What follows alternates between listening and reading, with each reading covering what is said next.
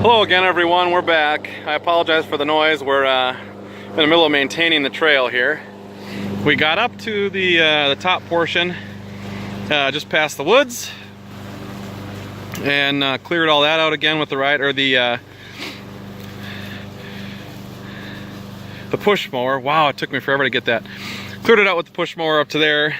Maddie took over for a while, and we're gonna keep going to try and redo some of this trail. Now, two things happened while you guys were gone. We had a gentleman from Wisconsin Public Service come over and give us some setups on where exactly to put electricity, because we're looking to try and get electricity out here for not only the shipping container garage, but something for the tiny house, so that at least when we are out there, we have some electricity to use. Right now it's kind of hard to make anything out there because there's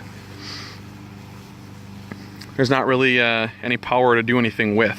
So if we're going to charge our phones or watch TV or anything else that you do when you're glamping, you need electricity of some kind out here. Originally that was going to be solar panels, but I made a decision recently that solar was incredibly expensive, and to get exactly what I wanted out of it, like running a microwave and a water heater and everything else that came with it, we needed to actually get some power out here. So the gentleman quoted us. He gave us two sort of baseline prices. Wisconsin Public Service comes out to somebody's property or the place they want to put it in, complimentarily, if that's even a word. They come out without a fee up to 125 feet from their poles and their lines. So based on that, we were like, okay, well, does it make more sense to put in a freebie and after we get the meter base in and all done, make it so it doesn't cost as much short term? And after talking with the gentleman that came out here, he was really nice.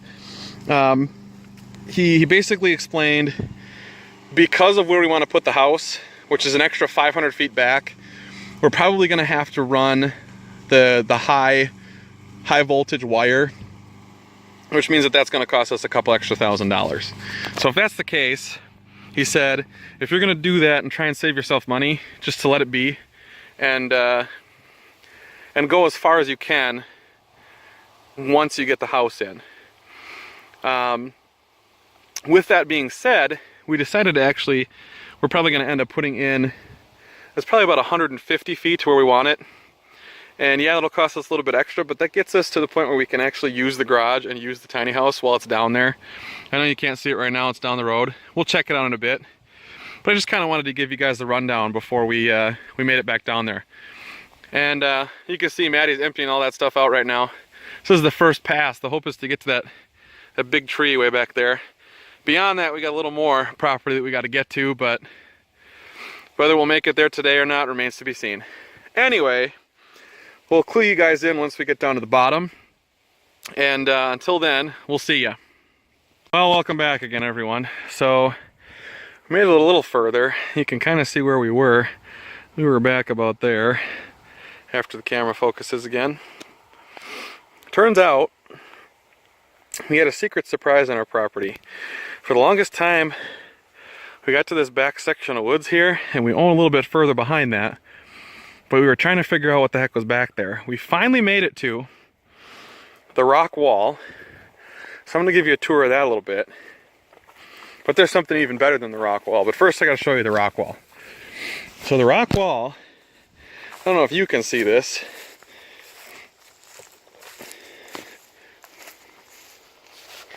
But there are rocks all along here. I'm going to see if I can get you a closer look here.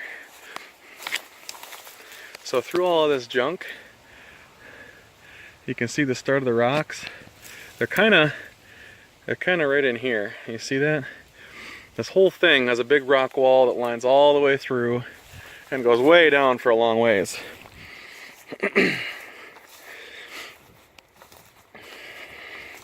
And from what I understand, the history of the property is that when my great-grandparents actually owned this, they had cattle, and their cattle grazed out here on these fields. And so what they would try and do, that front field where we normally would be filming things, that spot was used for hay, and they tried to pick as many rocks out of that as they could. But then they started developing this field in the back here, and they'd take all the rocks and they'd line them. You can see that rock wall pretty good. They'd put them over on this end by the big trees. The other surprise back here, we got to it, we started mowing. We have a structure back here we didn't know about. My parents did mention something along the lines of having somebody hunt here before, but I didn't realize how expansive it was. Now, whether or not this is somebody we've allowed to hunt here or not, I'm not 100% sure. But I do know that the tree line running all the way back and down on this side actually belongs to our property, and we actually own some of the field on this side the farther back we go on this property. So 100% that is our tree, and it's on our land, but whether or not somebody is using it with our permission or not, I don't know. So we'll have to look into that a little more. All right, well, so from secret deer stands to the rock wall, we've made quite a bit of progress. We're gonna see if we can keep chipping away at this here, and we'll meet you back in the front. We'll talk about that WPS stuff in a bit. Well, welcome back. We're not talking WPS yet. I just wanted to show you the rest of this rock wall. Some of these rocks look like they probably haven't been disturbed in about 50, 60 years. And based on the size of this tree, this tree is huge. Maddie, could you go stand next to that tree? There, I'll help you. There you go. Like, this tree is not a tiny one by any means. It's probably one of the very few trees that was left when they were picking rocks for the cow pasture. You can kind of see I left the lawnmower out there and made sort of a little bit of a path here. But this rock wall extends on and on and on and on, and goes almost all the way to the edge of the property. Same going this way. This rock wall extends for quite a bit and stops right about where that deer stand is. You can kind of see right there where those deer stand planks are. Anyway, this is kind of like what we've been promising. So you see there's a little bit of a trail running about here, but after that you can kind of see where we're headed here. The row of trees we're in, we own, but in the far back edge, you can see them there. That's where our property line is, way in the back. Hopefully we can maybe get there either today or tomorrow. We'll sort of show you how that's going. Just wanted to give you an update and show you how many rocks are in this. That's a ton of rocks.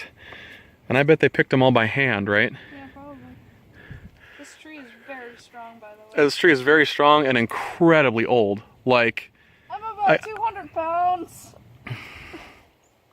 And this is not one of the more developed branches. I'm just thinking how old this tree is. This tree's gotta be 100 years old or more. Yeah. Okay, well, we'll see if we can get to the other side here. We don't have a whole lot more to clear, but no promises. It's starting to get dark, so. All right, see you in a few. Well, we're through. I kind of made ourselves a path through here, and there's where our big tree is there. You can see that deer stand a little more clear now. Actually looks pretty nice. I might hunt from there this year. Anyway, so now that we're kind of through, this is sort of as we promised you guys. We're in this back section here. It's a lot more here than you'd think. And the picker bushes, these little beasts, are everywhere. Not just in the front, there's some in the back too. But like I said, that row of trees way back there is where our property ends. So we've got a long ways to go yet with that trail. We're probably about half done right now. And this extends all the way. Got all the way to those trees for sure. And I think we actually have a little bit more because that's where that curves back in. Am I 100% positive? No. But welcome to the back field, everybody. Around the corner. Okay.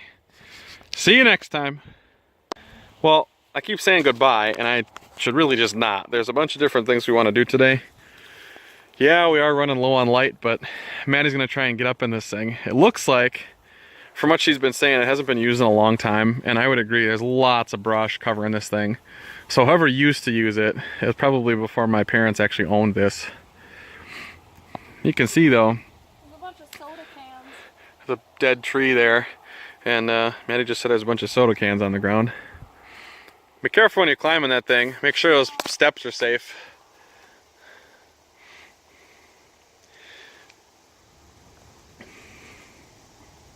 Until this was built by hand. I mean, how else would it be built? Well, you get a manufactured one. You get a yeah, I suppose you get a manufactured one. Just be prepared. If you like start to fall, grab onto something. Not going all the way up. But You should go all the way up. Seriously, go all the way up and then take a video from your phone. Then we can post it for our viewers and give them the perspective of the hunting stand. You could probably see quite a ways too. You may as well. You're already up halfway. Just make sure the floor's sturdy. I don't know about that. Well, the ladder's good enough. Watch your head. Yeah, you look okay. Termites have definitely been up here. Yeah?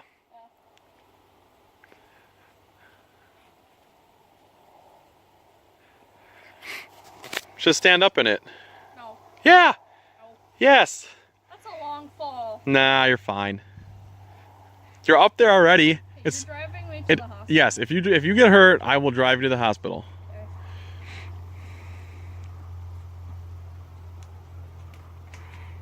You're good. See? I'm like cutting off your head on my camera, but you're good. The chair would need to be replaced. Yeah, that's fine. I don't think you really hunt in comfort too often. You normally just hang out until a deer shows up. So, okay, well, to all our viewers out there, I know we don't have a whole lot. It'd be nice if you could like the video and subscribe to us if you're watching. We try to post videos at least a couple times a month. Sometimes we don't get to it, but any business you can drum up for the channel would be awesome. And we'll post that perspective from the deer stand on a separate video, so look for that very soon. Okay. Hopefully, now without saying goodbye again, hopefully we can get to the front of the land yet, and we'll show you what WPS was talking about. But for right now, we'll say see you for later. See you, ta-ta for now. See you for later. Man, should like try that 5 more times. Do you think you have 5 more takes in you? Of climbing? Yeah. No. No? Okay, well, see you in a few. Okay, welcome back. Now that we're back in the front and the sun is starting to go down, we're trying to get power for not only the house, but the shipping container. So, based on what WPS, the gentleman who came out, the surveyor, he told me a couple things. He said, in order to run the power to the center of this shipping container in the back, it's 220 feet, about. And that's going underground and going around the container on the backside and coming out. And then he said he'd have to put in another pole very close to that one. Sorry for the camera fuzz. Very close to that one, but a little bit out, closer to about here. And then he would run it across in a trench and come around the container and put it back here. Now, he also said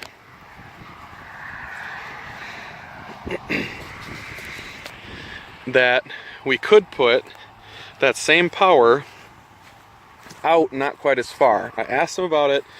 I said, so as far as running a cord goes, can we run from where that stake is to that pole right there? He said, yeah, that's probably about 160 feet. And I said, okay, that's good. He said, it should cost you pretty close to the same, not a whole lot more, but very similar. To which I said, okay, not a problem. I said, don't you guys come out complimentary to 125 feet? He said, yes, we do, but in order to get that a little bit further, it's going to cost you a little bit extra. I said, I understand that. But from there, don't know if you guys can see it. We checked it just to be sure. We ran the power cord that we already own for the tiny house, and lo and behold, it not only goes that far from the tiny house, but it reaches here no problem. So whatever we were running before, whatever distance this is not a problem for this to run, because it already had to go through that length of cord to get to the tiny house before we even had it out here. So, knowing that, I don't want to leave this axe out, knowing that we're probably going to end up, after we get the estimates back for both, sticking it here. It's not too far out. It's close enough to the tiny house that makes it feasible to run a cord to there. And if we want to run it to the shipping container, digging a trench or putting in a line ourselves isn't going to be that hard. So that's the WPS side of things. And to wrap it up, this is the view from our land on sunset. Anyway, I know it's been a while. Thanks for sticking with us. Till then, peace out.